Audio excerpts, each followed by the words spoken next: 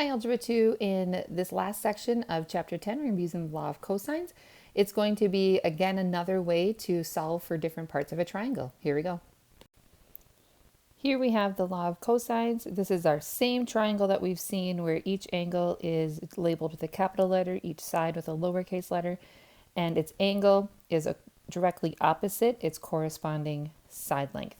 So the law of cosines, we have a squared equals b squared plus c squared, which kind of sounds like Pythagorean theorem, but then there's this other part here, minus 2bc cosine a. The version that you use depends on what you know from your triangle and what you're trying to find. So they're all exactly the same thing, just set up differently based on the sides and angles. In our first example, we are going to solve this triangle. That means to find every angle and every side length, and we're going to round our answers to nearest tenth. I've included the law of cosines over here just as reference. You can look back in your notes. Which one we use here depends on what we know. So right here, I know angle B, and so I'm looking at possibly using this middle one right here. I do know side lengths A and C. I'm going to label those there. And so it looks like this middle one is going to be a good one to use. I'm going to be solving for for side B. So this is what it looks like all set up and then filled in with what we know. You'll notice here that we have a side, angle, and a side that we know from our triangle. I'm just going to jot that down. The law of cosines works really well when you know side, angle, side from a triangle. When we calculate this, it's going to be similar to what we did with the law of sines, where we want to get our final calculation right at the end when we only are going to round once. So here we have to figure out how we can get b by itself. Well, right now we have b squared, so we're going to take the square root of both sides of this, and this means taking the square root of this whole thing. And so I'm going to end up with b to equal whatever the square root is of this whole thing. Once we plugged in everything into the calculator to the nearest tenth, we're going to end up with an answer of 9.3. So that's going to be the side length of side B up there. Now this is a little bit like a puzzle where I have to figure out how can I find the next piece of this triangle. I notice that I don't know any other angle measurements. I now know all three side measurements. But if I don't know another angle, I can't use any other law of cosine. So I'm going to go back and actually use the law of sines to solve for an angle. So we can pick any of them. Let's pick angle A that we're going to solve for. So I'm going to set up my law of sines. So sine of A over side A is going to equal sine of B. We know that angle over side length B because we know that one. So I filled in what I know here. To get sine of A by itself, I'm going to multiply both sides by 7.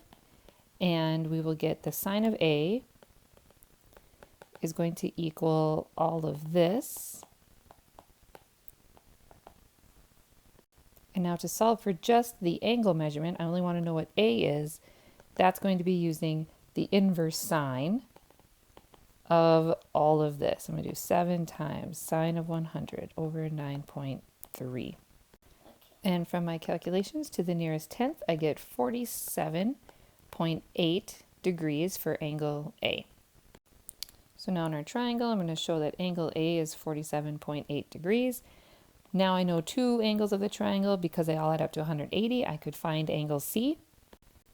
I found angle C to be 32.2 degrees, and now we have solved the triangle. We know all three angles and all three sides.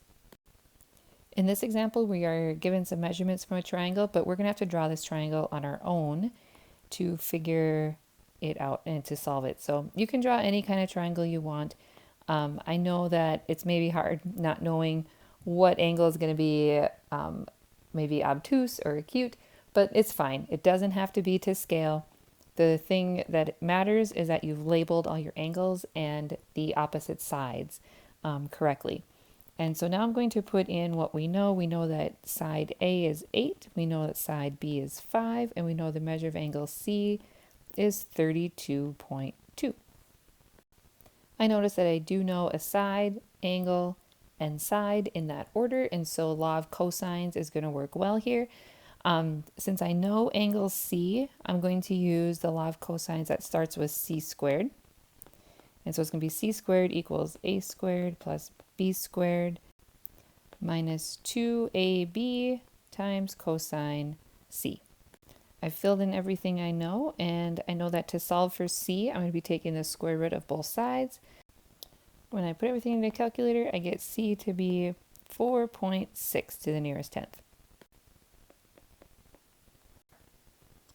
Now let's solve for angle B. We know all three sides now. We could use either law of cosines or law of sines. I'm just going to set up the law of cosines since that's what we are working on right now. And as you can see, to solve for an angle with the law of cosines, it can be done, but it's going to be a little bit more work, a few more steps to get this cosine of B by itself, and then you would use the inverse cosine to get B by itself. So let's instead use the law of sines. It's going to be a little bit simpler. I've substituted everything in. I'm going to multiply both sides by 5 to get sine of B by itself. And lastly, to get the angle B by itself, we will use the inverse sine of all of this. And again, it's best to not calculate until the very end so that you're rounding only once.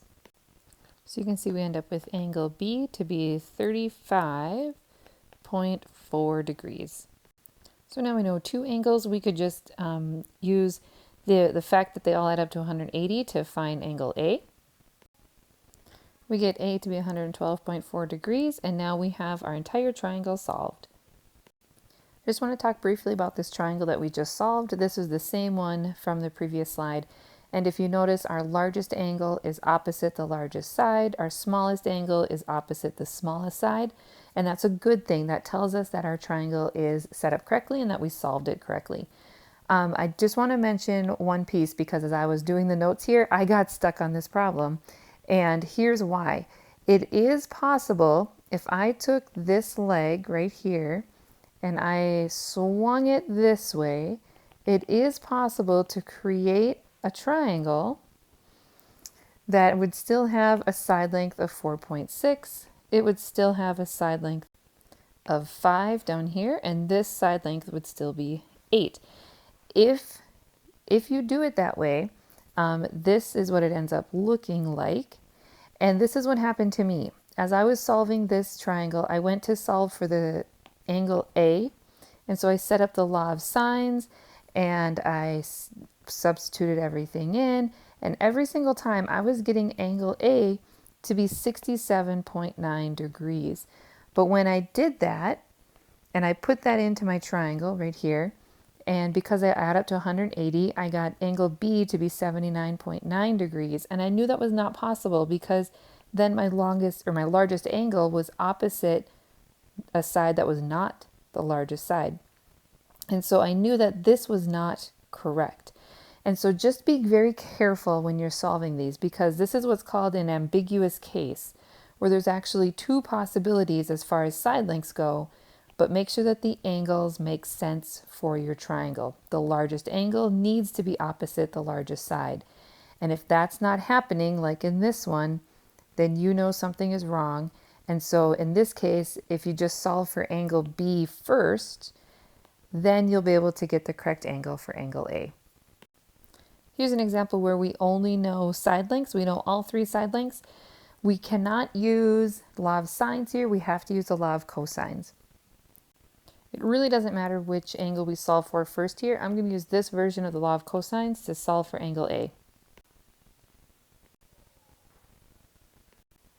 At this point, I've simplified as much as I can, so to continue solving, I'm going to subtract 130 from both sides. And now I'm going to divide both sides by negative 126. And I'm left with my cosine by itself. I'm going to go to 3 decimal places on that one. And I'll use the inverse cosine function to actually solve for angle A. And I get angle A to be 58.4 degrees. We'll just go to the nearest tenth on that one. And now we could use the law of cosines again and do that similar process for the other angles. I'm going to do the law of sines because it's just simpler, and let's solve for angle C. So I multiplied both sides by 7 to get sine of c by itself. And then to get c by itself, we're going to use the inverse sine function of all of this. I end up with c equaling 48.2 degrees. So I'll go back and label that on my triangle. And then because all three angles have to add up to 180, we can find b. We end up with b equaling 73.4 degrees, and then just double checking, my largest side is opposite my largest angle, and my smallest side is opposite the smallest angle. All three sides add up to 180, so we know we've solved it correctly.